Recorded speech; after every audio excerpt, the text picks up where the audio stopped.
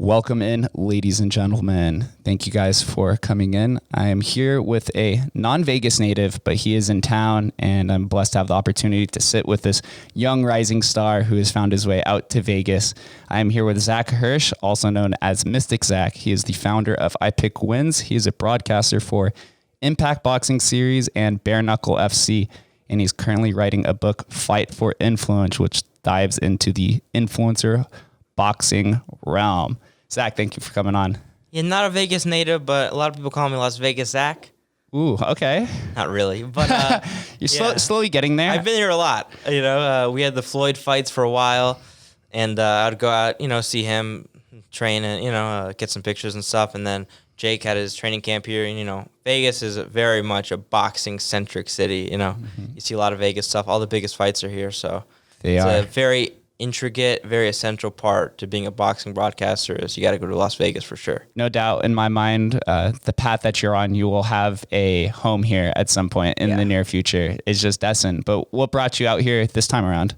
So Michael Hunter, who my dad actually manages, but he's a really cool fighter. He's one of the top heavyweight guys in the world, and he's actually going to be fighting in a WBA title eliminator on Triller June 19th. So it's a pretty big fight, and we're looking to maybe get an Anthony Joshua type fight, Tyson Fury type fight after that. So big thing for him. And he was doing some public workouts with Triller and stuff. So I was just filming some stuff, getting some boxing training in with Bones Adams, and getting some interviews in for this Floyd Mayweather Logan Paul fight, which is obviously going to be a really big fight.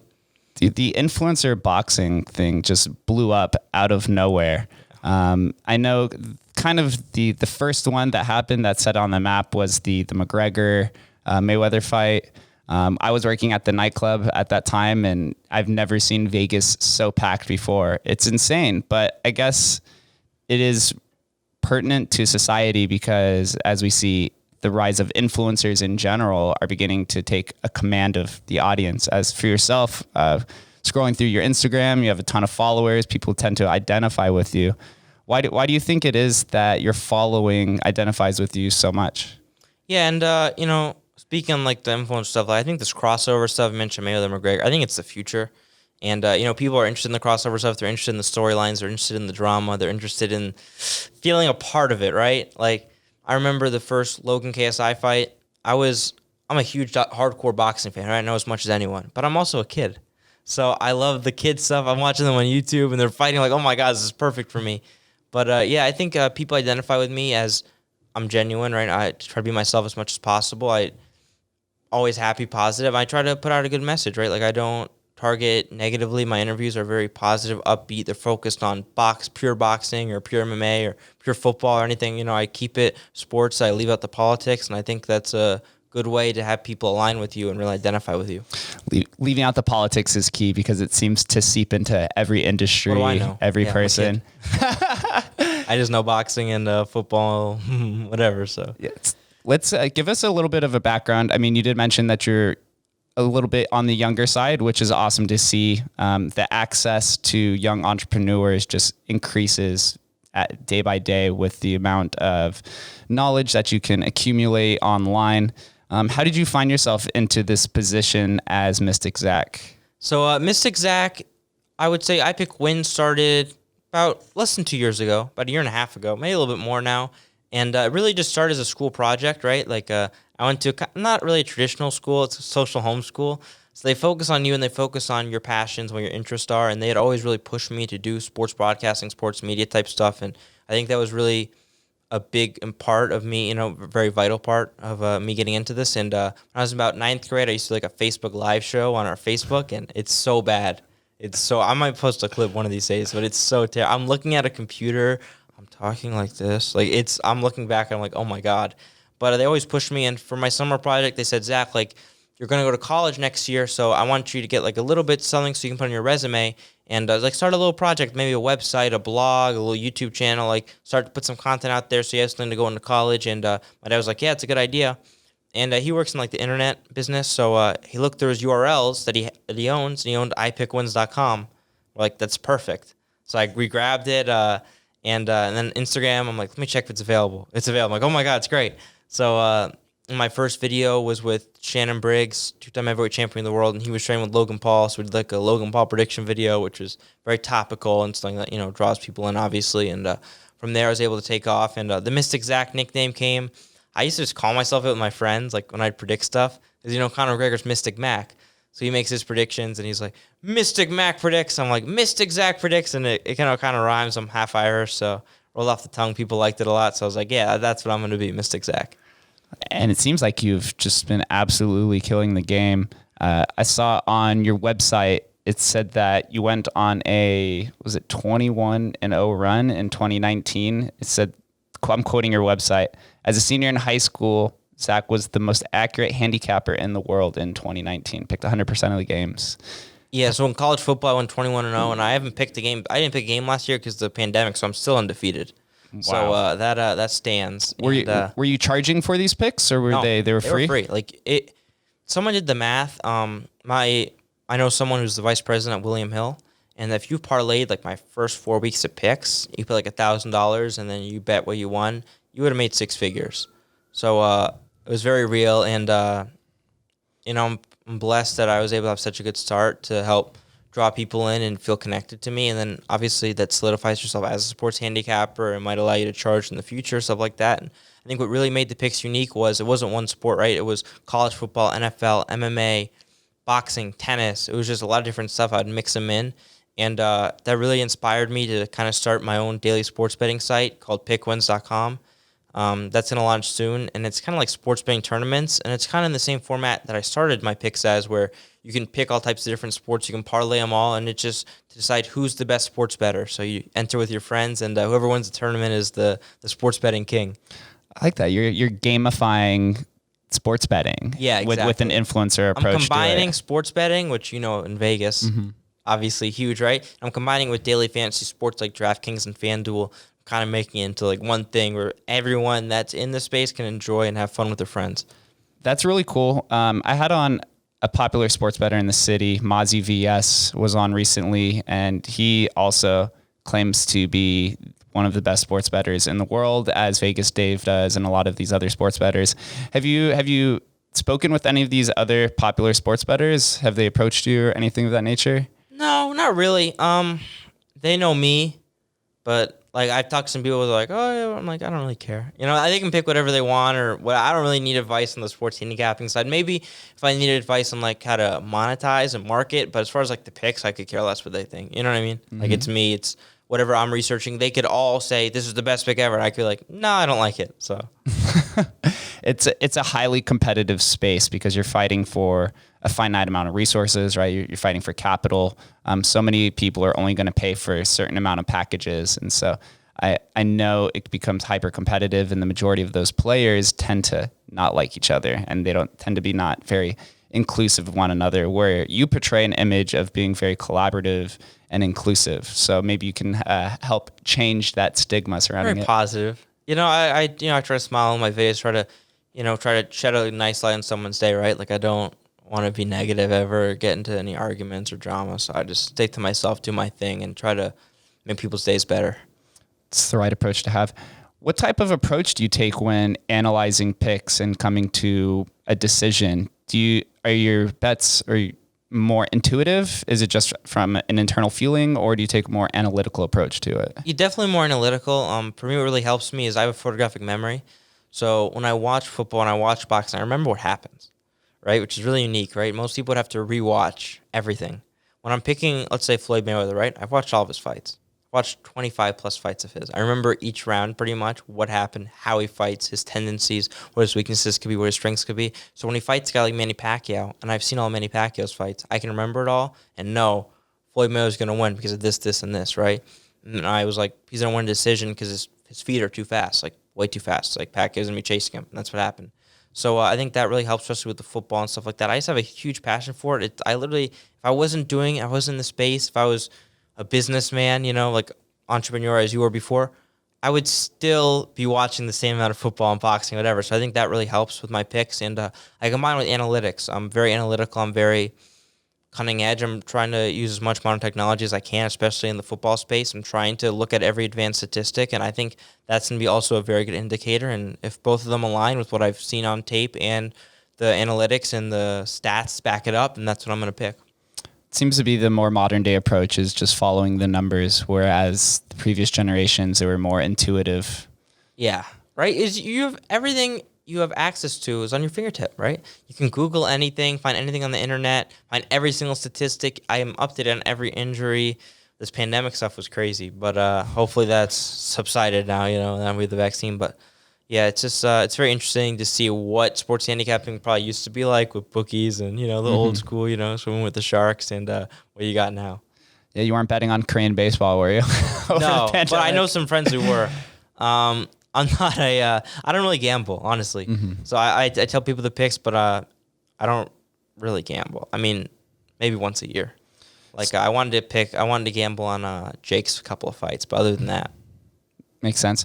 So how did you come about sports betting? Was there something in your childhood that maybe you found out you were good at making picks? Like how do you come to this fruition at such a young age? Yeah, so actually when I was about 10 years old, right, I always, even with my family, we'd do like little football picks, and me and my dad would like split them, and I'm like 8, so it was kind of funny. But he went to a smoothie shop, and they're doing like a weekly football pool, and you put in $50, whatever, winner gets the pot, which ends up being kind of a large amount.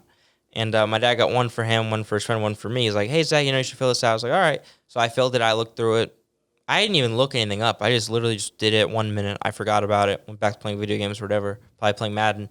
And a couple weeks later, my dad goes back to the smoothie shop, and they're like, are you Zach? He's like, no, but that's my son's name.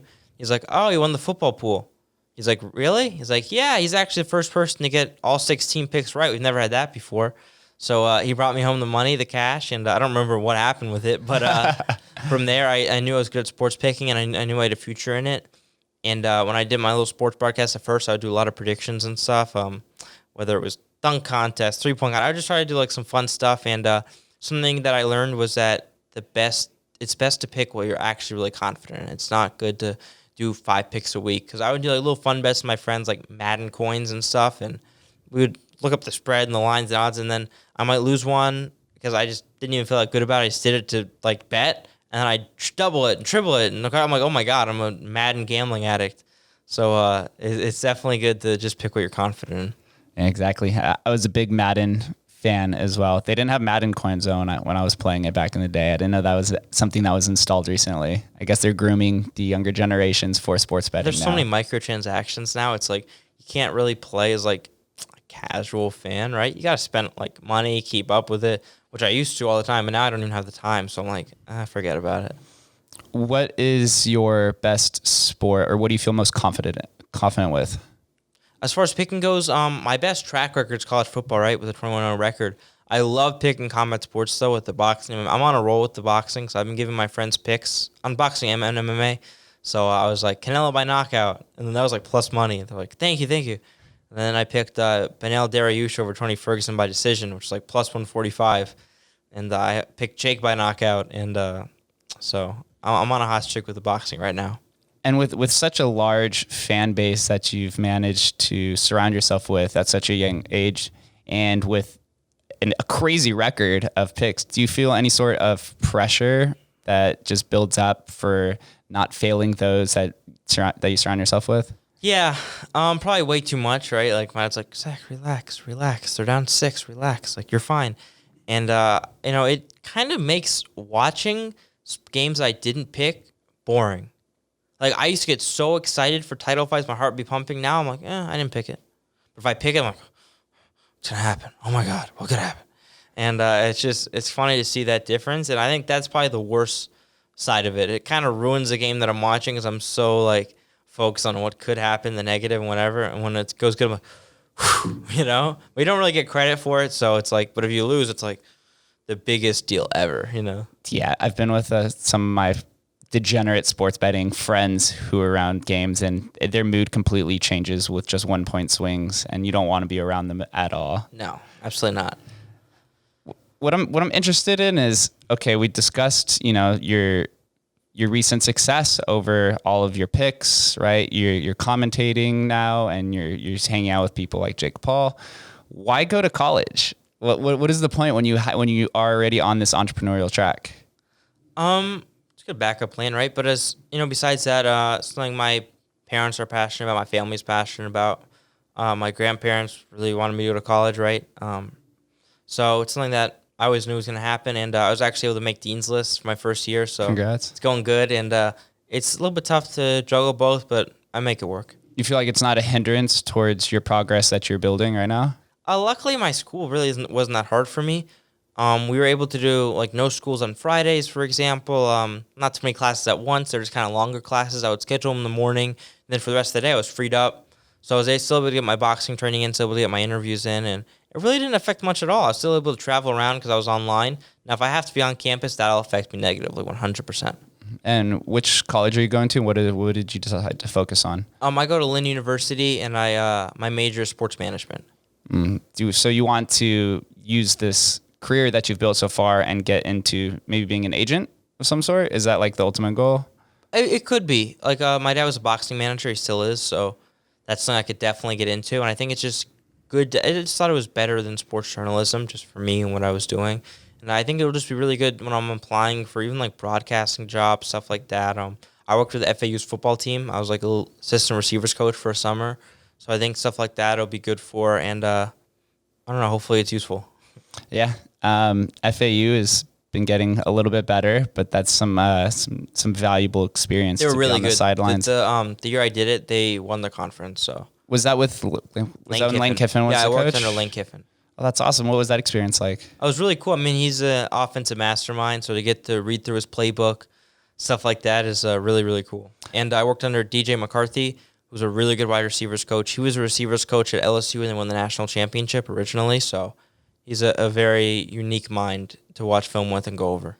Yeah, I see you took some ideas out of Lane Kiffin's playbook, right? You're always on the offense. You're going on to podcasts, interviewing people. And when you're interviewing some of these large boxers, you have to be on the offense, right? You have to try to get that valuable information out of them, even when they kind of feel defensive after a loss or something like that. Yeah, for sure. And that's part of it too, right? Boxers are sensitive, fighters are sensitive. So you have to kind of manage it and think about how they could think and respond to what you're saying. And I think it's important to not make them angry or, close them off early. Like I saw an interviewer was interviewing Mike Tyson, and he had like 30 pages worth of questions. And like the first question he asked pissed him off, so the interview was done. So, you don't want that for sure. Especially coming out of a loss and your ego's down, you feel vulnerable. You have to be very. I only interview particular. winners. No, I'm just kidding. Right. I only pick winners. Well, how would you classify your interview style? That's a good question. I think I've gotten a lot better with it. Like when I started, I would look at the camera the whole time, and I realized now I'm supposed to look at the person. And I just try to bounce off of them. And when I was doing the interviews for Impact Network, I was really trying to talk about the fight. And I think that's where my boxing training came into play was I've experienced boxing, I've experienced in the ring, so I can kind of grasp what's going on and ask boxing questions. Because I'll be with like my friend and trainer like BJ Flores. He's a commentator as well. I'm like, this dude sucks. Like, what is he asking? He's like, what is your next step? Now they won this fight. Are you looking? I'm like, ask about the fight. Like, ask what happened in the ring that people watched, Like, do you not know, like, what happened? So I try to keep it about the fighting. Because I think my knowledge is mostly in the sport, right? Like, I think I'm very knowledgeable in every sport that I cover. So I try to keep it about the sport, just show my knowledge and show them that I know what's going on, with them. Right. But when it comes to the rise of influencer boxing, you kind of have to question a little bit more about the surrounding circumstances, right? Because that's where it becomes a little bit more entertainment, and that's where a little bit more the value proposition is, correct? Yeah, like if you watch like my Jake interview before the Give fight, like I'm making jokes about the guy's nose and we're laughing in the ring and stuff. So obviously if I'm interviewing Evander Holyfield, probably a little bit different, So you got to adapt your interview style. And luckily, a lot of the people that I interview, I know personally on a personal level. I'm fortunate enough for that. So it makes it a lot more comfortable, makes it a lot more easy. Like when I'm interviewing Jake, Logan, whatever, I know them. I know how they are. I know how they're going to respond. If you breaks, so it makes it a lot easier, a lot better. And this would be a good segue into the book that you're writing, Fight for Influence, and we could just dive into influencer boxing because it's such a hot topic right now. What inspired you to write this, and kind of just go over the details of the book? Yeah, so it started off as a screenplay. I wrote it.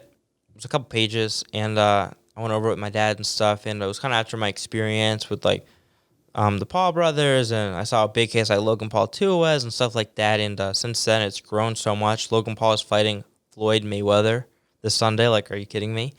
So definitely grown a lot. Jake just signed at Showtime. Like, what is going on?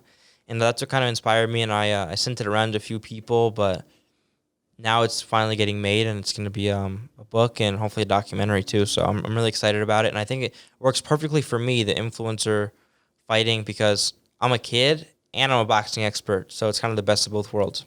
It is a perfect collaborative unit.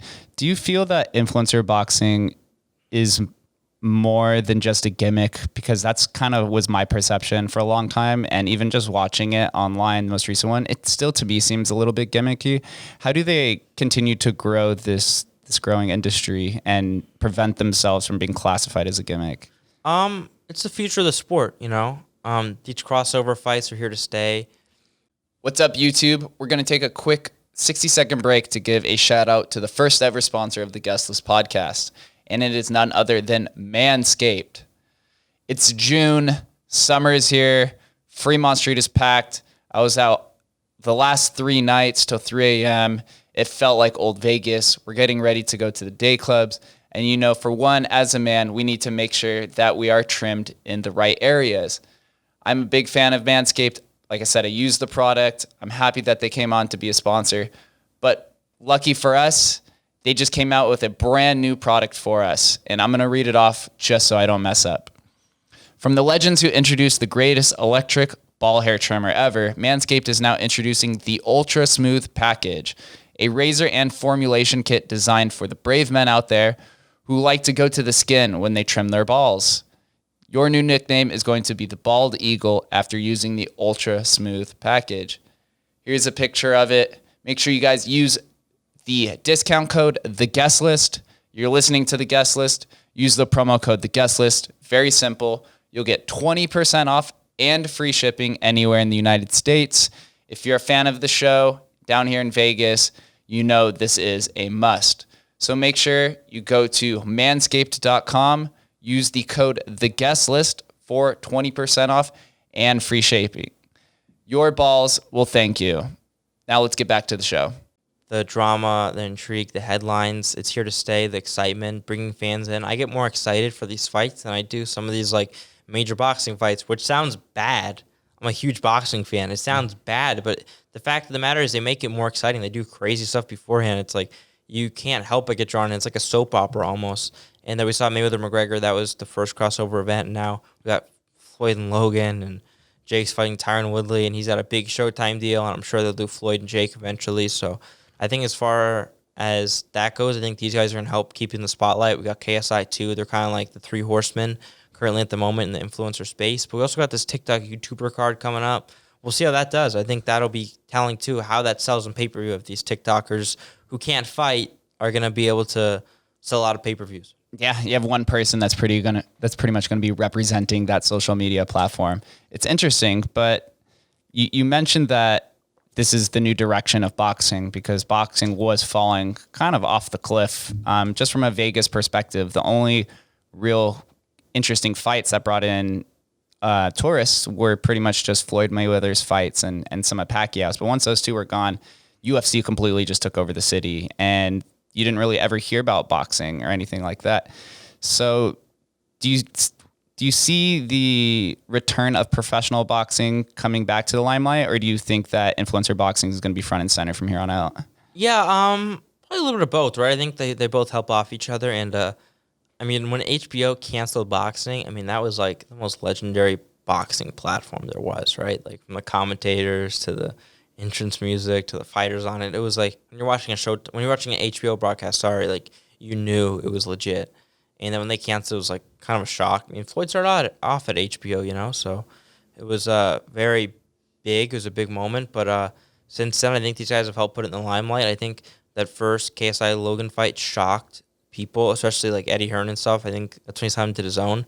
And I think it shocked people, the amount of people that were there, 20,000 people screaming, going nuts. Like, I think that's when they realized the impact it could possibly have. And I think it's going to help the professional fighters as well, like get them a bigger audience. We saw on that card, like there was champions fighters on the undercard, So on this Floyd and Logan, we've got Jared Hurd, on the undercard. And he's one of the top boxers in the world. I mean, the guy beat Erislandy Lara. So when you guys got like that on the undercard of Logan Paul, you're like, whoa, this is real.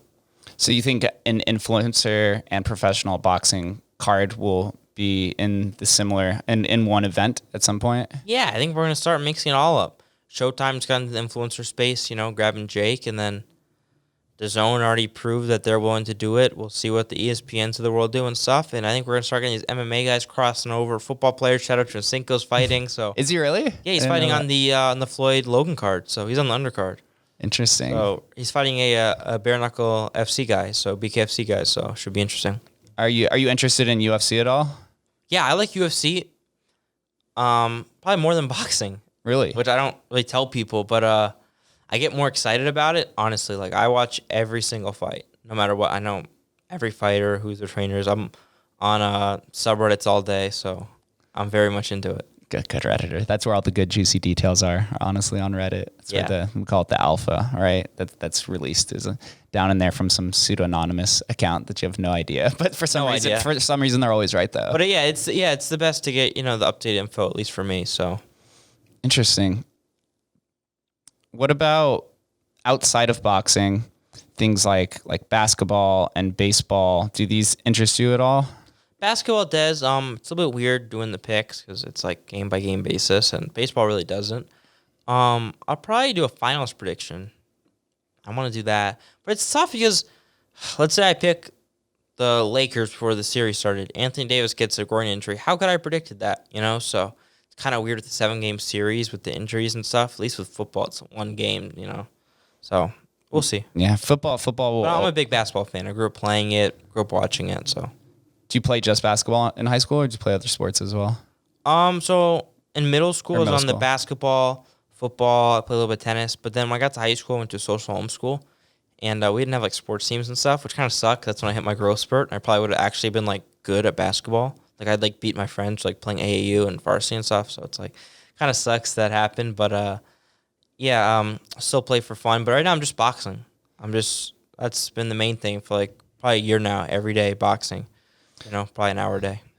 Throughout this entire journey and all these things that you've been a part of, what moment would you say was your major breakthrough that kind of set your career off on this kind of exponential rise? I would say my first interview with Logan ahead of his fight with KSI, and it was like 4 days before the fight, I think. So right before the fight, maybe it was before that. I don't know. Maybe I'm wrong. But we're like just at a football field. They were training Jake and Logan, and I was with Shannon. And then Shannon just pulls out the camera and goes, "Come on, do a video, do a prediction. Come on, Zach." I'm like, okay. So I'm like, "Hi, I'm Mystic Zach. I'm here with Logan Paul." And it went really good. It was really funny. We had like a funny edit on it, and I was like, "First round decapitation," and then I started seeing first round decapitation everywhere. I'm like, "Huh, that's interesting." And it's just really funny. How did you position yourself to be there, right? For all those that are listening, they're like, this guy Zach, he's 19, he's talking with Jake Paul, and now he's involved in being a broadcaster for 2 different networks. How did you find yourself among the ranks of all these greats at such a young age? Yeah, so my dad was in the boxing business, so Shannon Briggs, Logan Paul's trainer, so he brought me in, and I just forged relationships from there, right? I think one of my strong suits is connecting with people, and not just like being in it for like a quick video or trying to get a brand deal out of them or whatever. I just try to, be genuine and be myself and connect with the people around them as well. And, I became friendly with a lot of different people, and they're people that I'm close with to this day. So it's basically being your authentic self. Yeah, it's being myself, and just keeping in mind that it's important to forge relationships and talk to everyone equally, Right. Yeah. Sports are very similar to Vegas. Vegas is a very network driven town. You don't really necessarily need a traditional education out here to succeed. And that was something that I personally realized at a younger age as well. I went to UNLV for kinesiology. I realized like 2 years in that I wasn't going to use it professionally at all, but I did realize that your network was really your net worth, and that who you associate yourself with is going to bring you some rise of success as long as you do it on an individual basis and you don't necessarily attack the room as being like the loud person in the room. Yeah, never that. Have you ever been that loud person in the room? Have you always taken more of a methodical approach? The more I get comfortable, the more I get to be myself. And, sometimes I'm a little bit introverted, and then once I get to know someone, I'm more extroverted. I'm more just acting like myself, making my jokes and doing whatever. So I think it just comes with a certain territory, right? Like if I'm around Floyd Mayweather and he's sparring, I'm not going to make a whole bunch of noise. Is it intimidating being around all of these greats with such a huge age gap in between you guys? To me, no. I just kind of almost treat it like I'm the celebrity. Like I don't let their status make it different to the way I'm talking to them or, acting around them. And maybe that comes with time. Maybe it's because I've been around it for a while. Maybe it wouldn't be that way if I wasn't, but that's how it is for me, at least. I don't really get starstruck or care too much. And that's important. You usually get starstruck maybe the first few times, but then you realize that no matter who you're talking to, we're all humans at the end of the day with opinion, and we all want to help each other no matter what age that we're at. Yeah, I mean, it'd be hard to get me starstruck right now. I mean, yeah, it'd be a tough challenge. Is there a dream fight that you would love to commentate at, or if we were playing in this fictional scenario? I don't know about a fight, but I would love to interview Conor McGregor. I think that'd be really cool for me. A fictitious fight I would love to commentate. I don't know. That's a good question. Maybe Jake Paul and Conor McGregor boxing match. I don't know. Is that a fight that you would like to see in general, like in the future, that'll 100%. bring in a lot of headlines? Yeah, and I think it's pretty close to. I think a lot of people are like McGregor's gonna kill him, but maybe before 50-50. But now I definitely lean towards Jake. Is Jake really that good of a competitive boxer? I know he's been down. He's 2-0, correct? Right, or maybe 3-0. 3-0, but he had an amateur, so pretty much 4-0. Can he stand the ranks of all in the ring within some of these professionals? Do I think he's gonna beat a top cruiserweight? Yeah. No. Do I think he can? Do I see him hanging in the ring with legitimate professional boxers and sparring and getting the better of them? Yes. So it's a give and take. For his experience level, he's way better than he should be. Like, he has no business sparring and beating some of the guys he is. And I think he's going to take out all these MMA guys 100%. Interesting. And in the world of influencer boxing, would you say that the win is as important as a win in the professional world? No. Sometimes you can play the loss as a opportunity almost, right?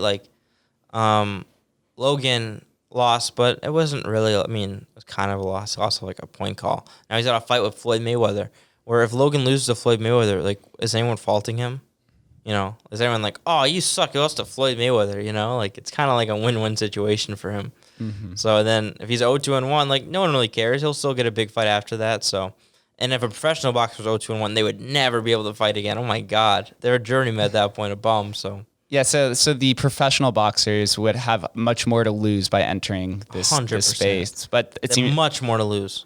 It seems besides Jake. So go on, sorry. I was just saying, but the influencer boxing, from what I see, seems to be becoming much more lucrative than traditional boxing. So that's kind of, you get a larger purse. Depending on the fighter, I think these guys are waking up and realizing the kind of audience they're bringing and giving them their appropriate purses.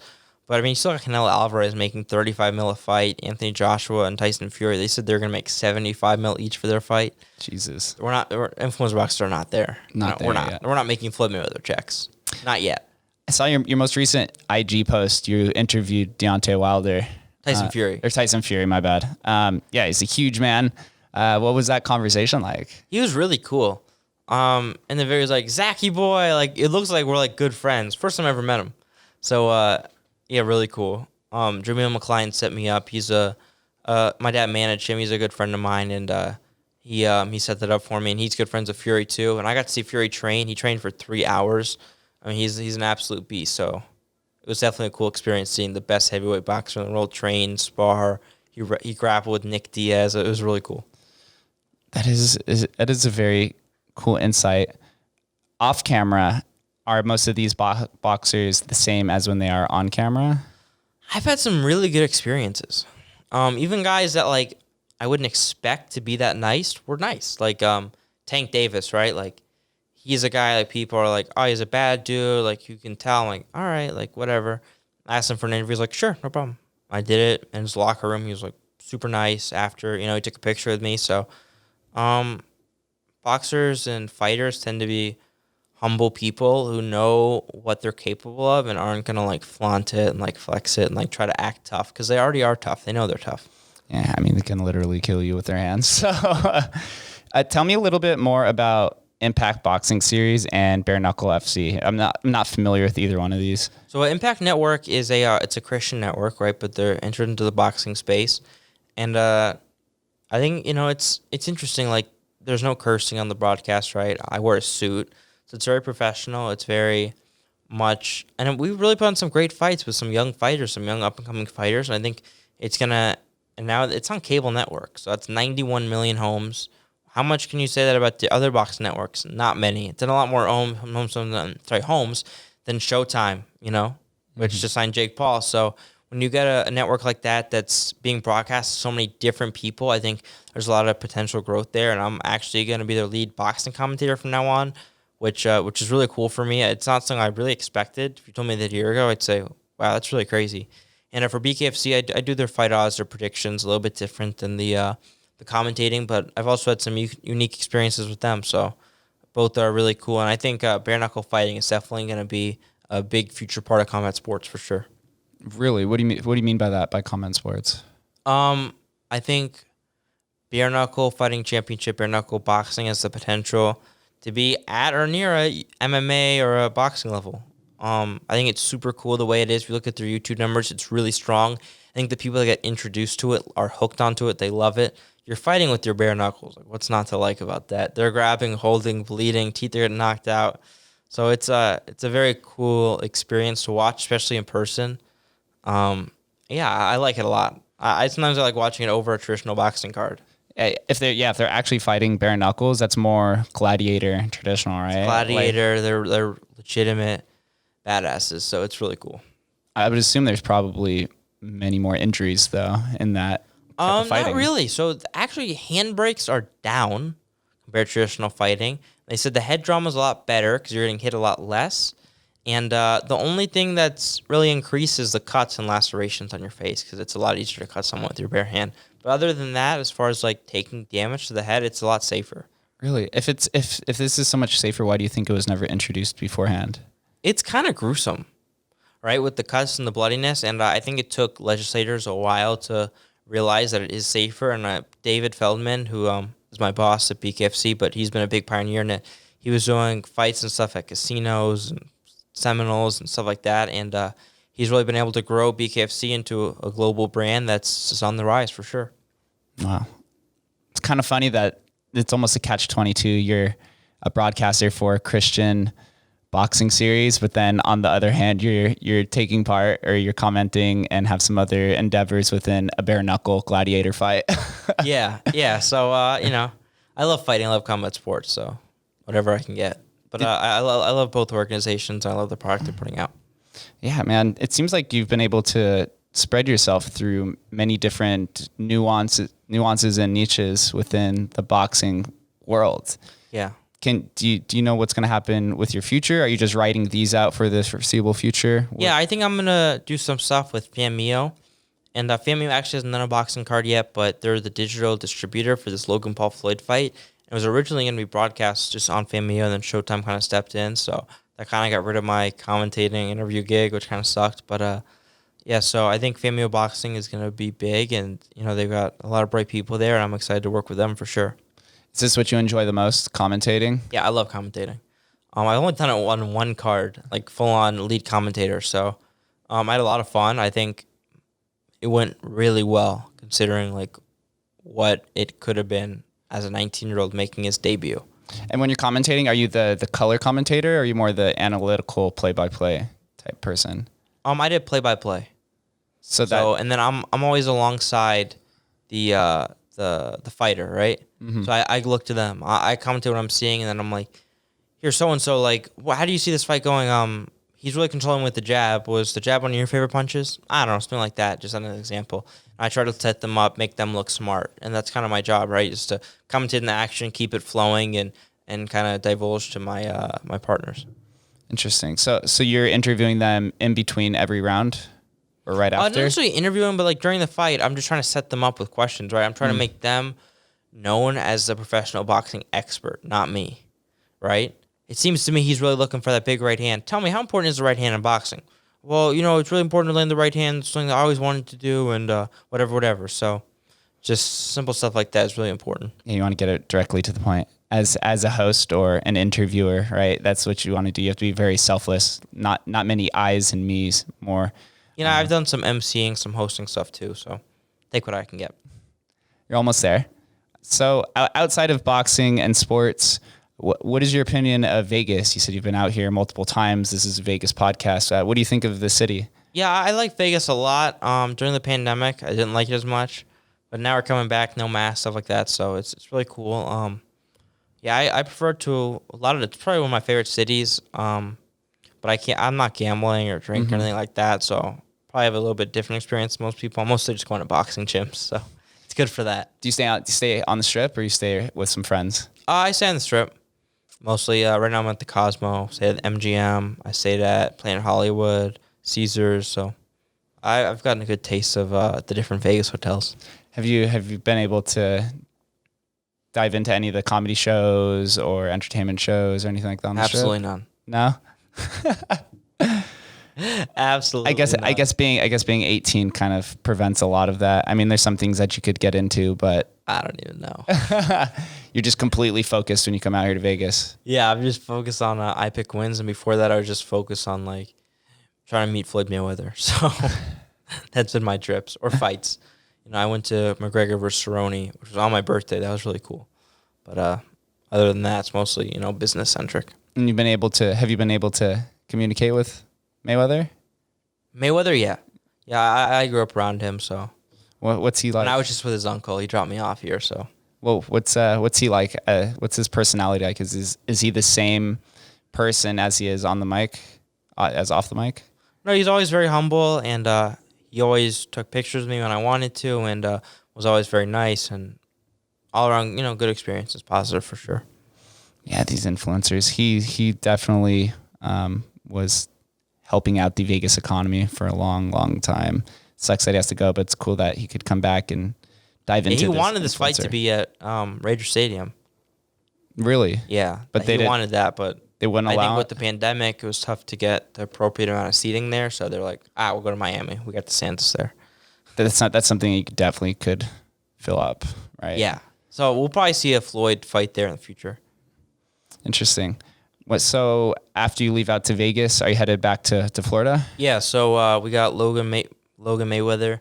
Fameo's in the digital distribution, so I'm gonna do some interviews. Hopefully, interview Logan, Floyd, maybe Jamie Foxx. So I got some cool stuff coming up. Jamie Foxx. Jamie Foxx. It's a little bit out of the sports dynamic.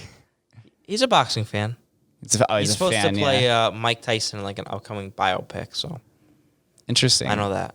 So you're trying to spread your message a little bit differently, or separate yourself, because traditional broadcasters and sports interviewers kind of stay in that same realm of kind of doing the same thing, rinse and repeat. But now with the creative economy, right, all of these people who are going out and doing podcasts or YouTube channels or whatever, you have the ability to be creative and kind of create your own boundaries or no boundaries at all. So how else do you intend to extend your brand? I just try to look for any content opportunities I get, and sometimes they come in really unique places. Like the Tyson Fury was like totally like last second, like the day before. Jimmy was like, "Hey, can you come to the gym?" I'm like, sure. I hate strep throat, but you gotta do what you gotta do, So I just try to take whatever I can get, and I'm gonna keep growing and keep establishing myself in this industry, and hopefully just land bigger and bigger gigs. So yeah, I'm excited for the future for sure. What's your favorite social media platform to engage with and communicate with your fans? It's been Instagram. I'm going to probably get started in the TikTok soon, and the Triller.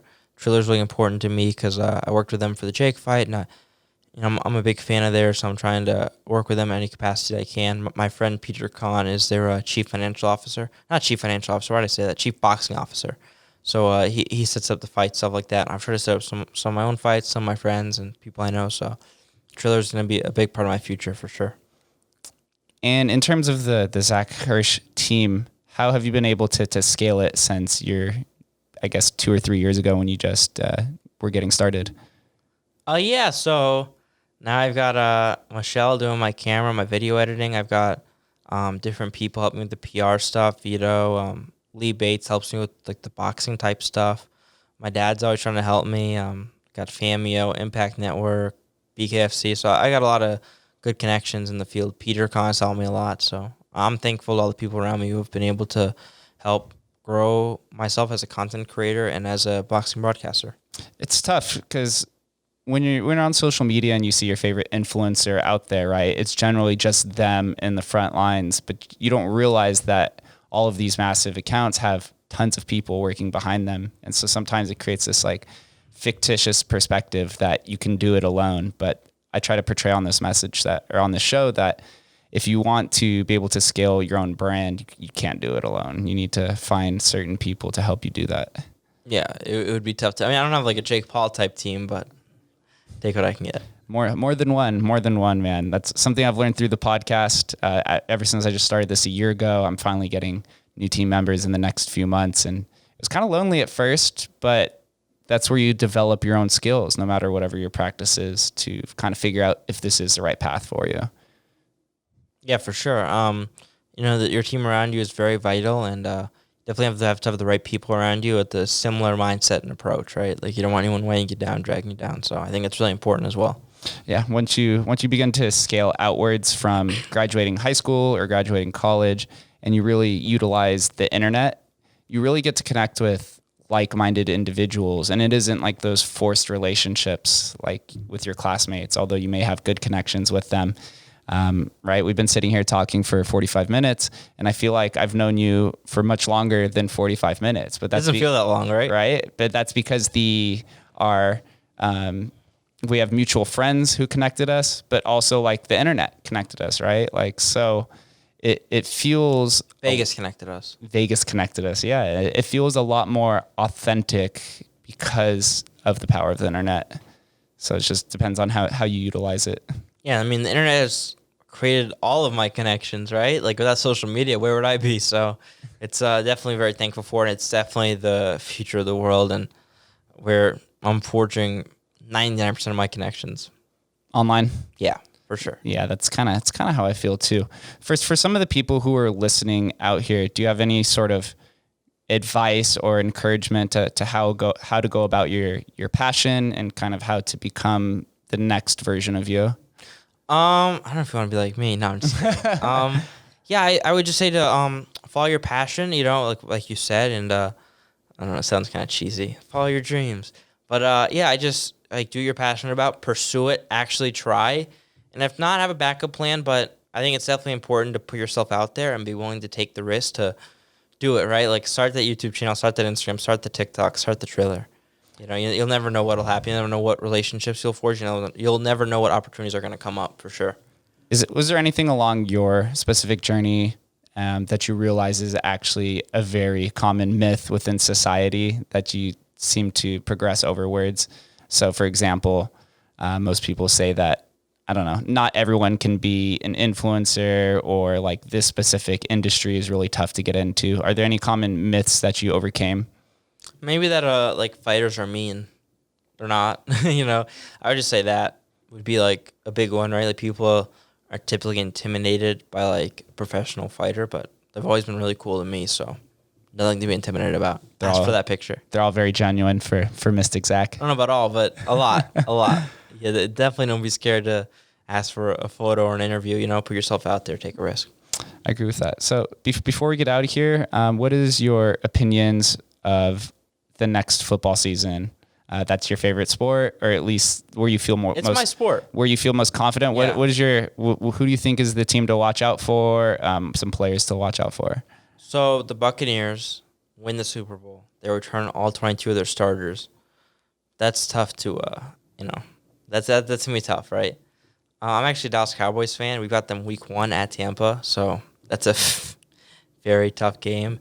And I would just say, the teams that I typically gravitate towards are the passing teams or the modern teams that are following the analytics, are calling play action, or motioning, or passing on first down, and not the teams that are like old school football, like run on first down, you win with the run, like stuff like that. Like I gravitate towards the modern teams, right? Like the Chiefs, or it was the Saints, but now they don't really have Drew Brees. But the teams that like to spread it out, like to air it out, and I think the Rams are going to be really good this year. They had the defense last year. They had Matt Stafford, who I think is going to be a big upgrade over Jared Goff. They drafted Tutu Atwell.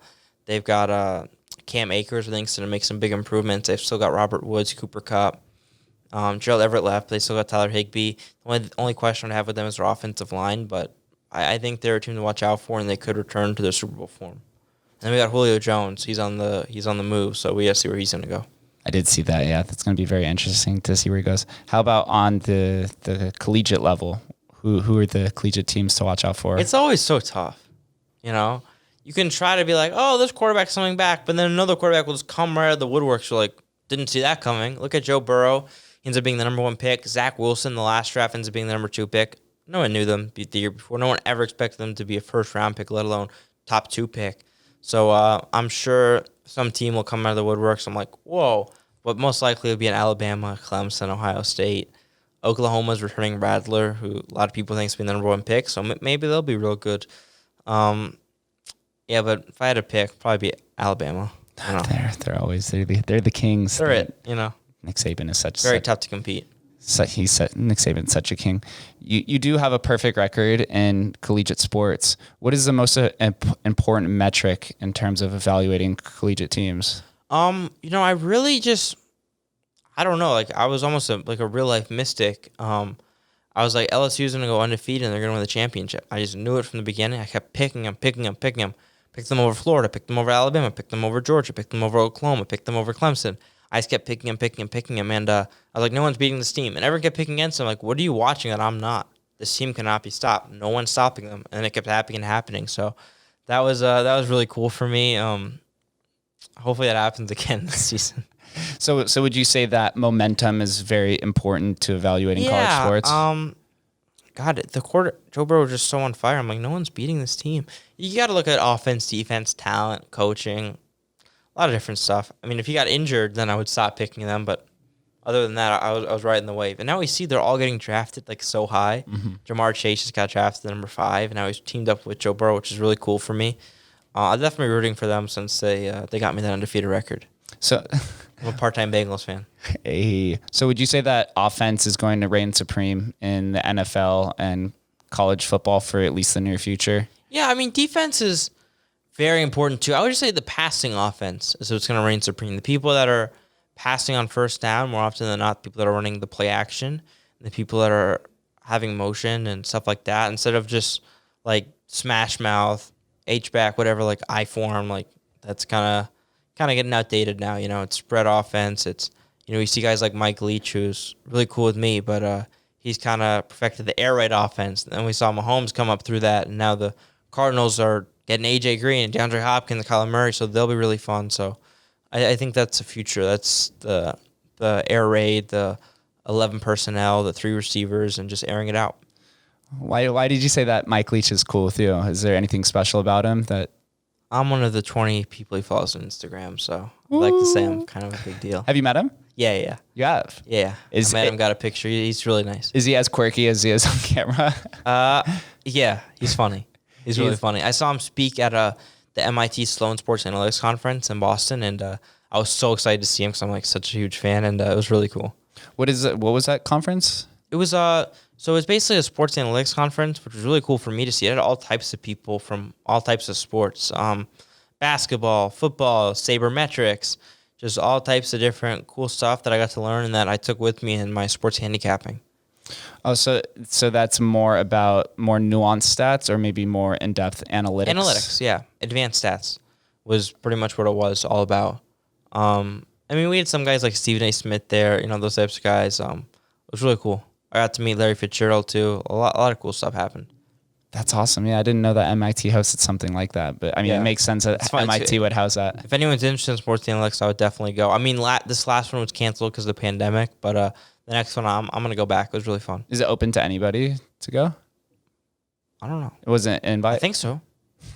He's like, I don't know. I was there. So does I was there. I'm a big deal, but I don't know. I don't know how. I think anyone can go.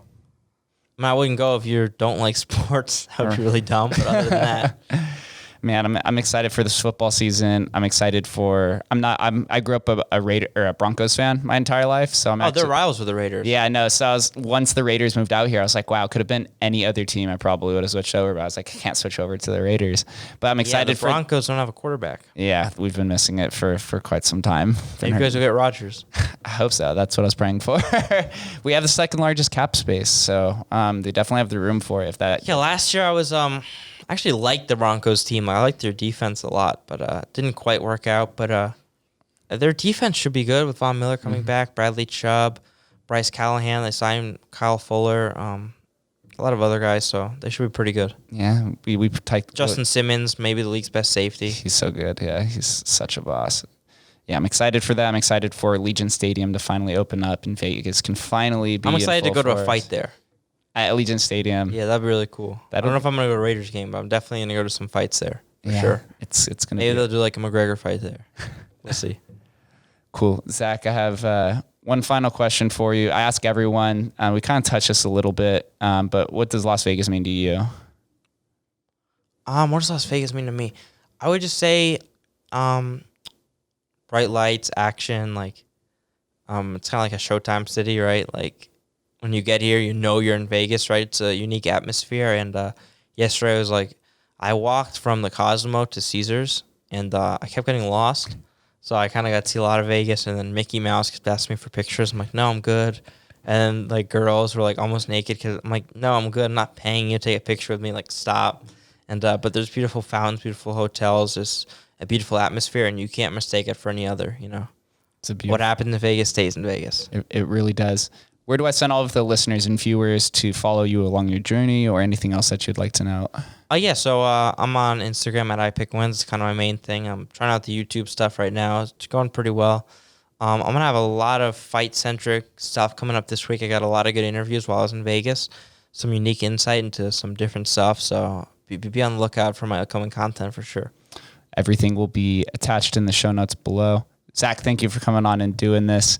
It's so awesome to see somebody so young finding different ways to position themselves to have a very successful career moving forward, especially out here in Vegas where boxing is only going to continue to grow. And so Boxing capital of the world. I'm excited to follow you along your journey. And next time you're in town, I hope we can do this again sometime in the future. Sounds good. Thank you. Thank you guys for listening, and we'll catch you next time.